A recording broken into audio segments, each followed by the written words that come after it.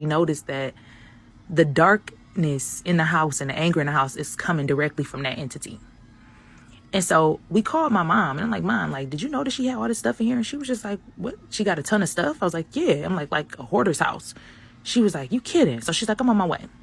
So my mom gets there and she looks around the house and she said her friend's name, and she was like so sad. She said, you didn't tell us that it was this bad. We could have got more help.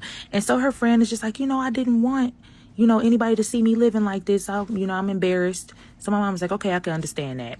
So my mom saw the woman, the female spirit, and she starts asking questions. She said, so who, somebody passed away here? She's like, my sister did. She passed away back there in the bedroom. But then me and my brother told her about the dark one that was in the basement. So my mom was just like, take me to the basement. Took her to the basement.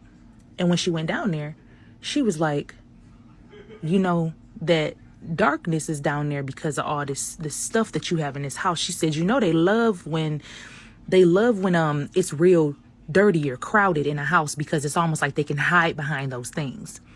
So me and my brother was like, so if your house dirty, they attached to it? She said, yeah. She said, why you think we always moving our furniture around or cleaning? She said, because they get attached to filth. They love filth. They thrive in it. She said, so when it's filthy and it's a ton of stuff laying around, she said they attach to it, and they can really thrive in those kind of environments. And they just, they just like, okay, I'm chilling. This is my little space. It's my area. Me and my brother was like, what? So keep in mind.